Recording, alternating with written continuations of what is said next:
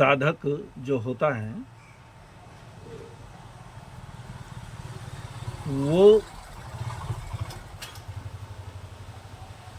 ना हंसता है ना रोता है। भगवान ने भी कहा कि वो स्थिर रहे। और भगवान महावीर की भाषा में कहें तो भगवान कहते हैं कि रोने से मोहिनीय कर्म का बंध होता है,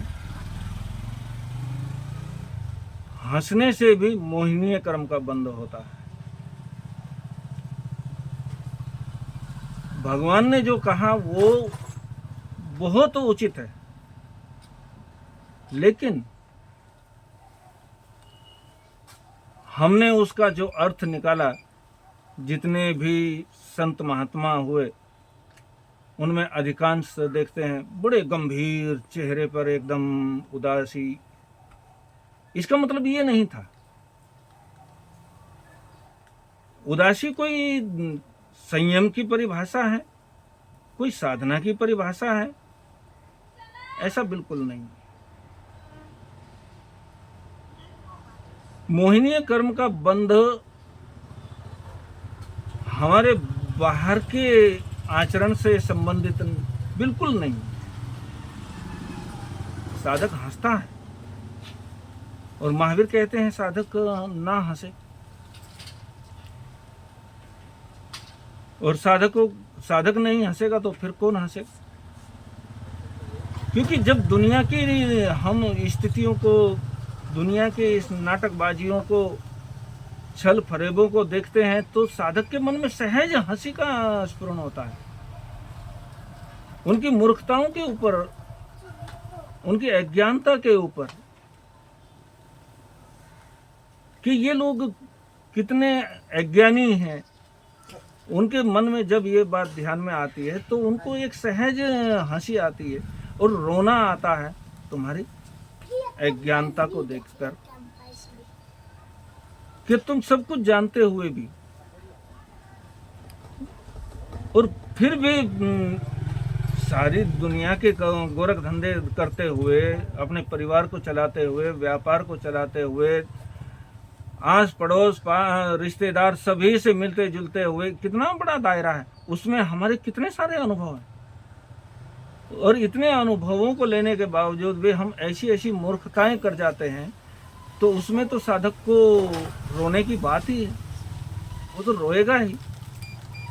तो जैसे भगवान के पास में संगम देव, जो हमारे शास्त्रों में उल्लिखित है, संगम देव उनके पास आता है और आकर के उन्हें 6 महीने तक भयंकर कष्ट देता है। 6 महीने की परिधि कोई कम नहीं। इतने कष्ट देने के बावजूद भी महावीर की आंखों में कभी पानी नहीं आया।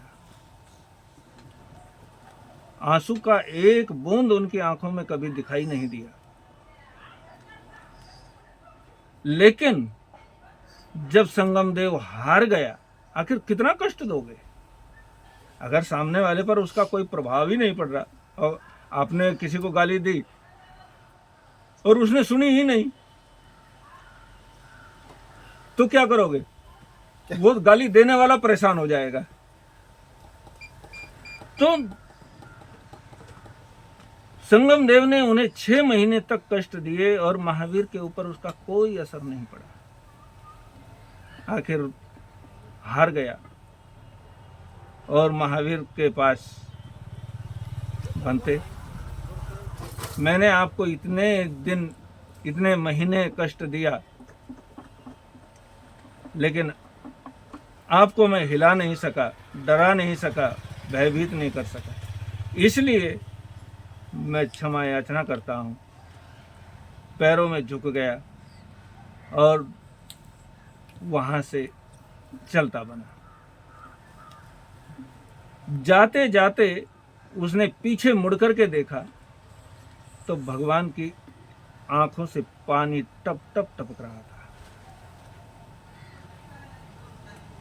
संगम देव बड़ा हैरान परेशान, अरे मैंने इतने खतरनाक तरीके से इनको सताया और कभी पानी इनकी आंखों में देखा नहीं, और आज मैं माफी मांग करके जा रहा हूँ तो फिर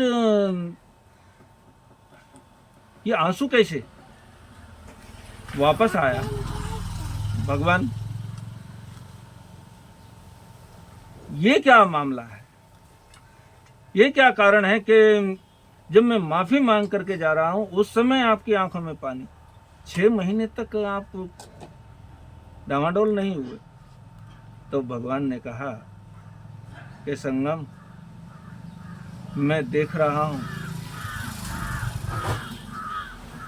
बहुत सारी आत्माएं मेरे संपर्क में आएंगी,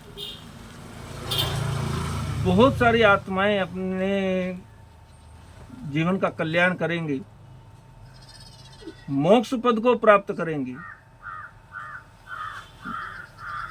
वो 6 महीने नहीं, कोई तो 6 दिन में, और 6 दिन में भी नहीं, कोई तो एक ही दिन में, एक दर्शन मात्र से उनके आत्मा का कल्याण होगा। लेकिन तुम 6 महीने मेरे पास रहा, लेकिन कल्याण तो क्या, और कर्मों का बंध करके जा रहा है। बस तेरी ये दशा देख करके मेरी आंखों में पानी आ गया। संत रोते हैं, साधक रोते हैं, अपने लिए नहीं रोते, वो समाज की दुर्दशा को देख करके रोते हैं, वो सामने वाले के पतन को देख करके रोते हैं। ये दया का, करुणा का भाव उनका उमड़ता है। तो दया और करुणा जब उमड़ती है तो आंख में सहज पानी आ जाता है, और हंसते भी हैं। तुम्हारा अच्छा व्यवहार देख करके तुम्हारे लिए आशीर्वाद भी देते हैं, लेकिन अपने लिए नहीं। अपने लिए उनका जीवन कोई मायने नहीं रखता, उनका जीवन समाज के लिए, उनके कल्याण के लिए समर्पित होता है। यही एक संदेश है कि हम अपने से ज़्यादा दूसरों की चिंता में अपने जीवन का व्यय करें। दूसरा कैसे सुखी हो, दूसरे को हम किस तरह से सही राह पर ले जा सके, अगर इस तरह से हम चलते हैं तो हमारा भी जीवन, गृहस्थ में रहते हुए भी, वो साधक का जीवन है। और साधक का जीवन हमेशा खुश प्रसन्न रहता है, आनंद में रहता है। ओम शांति।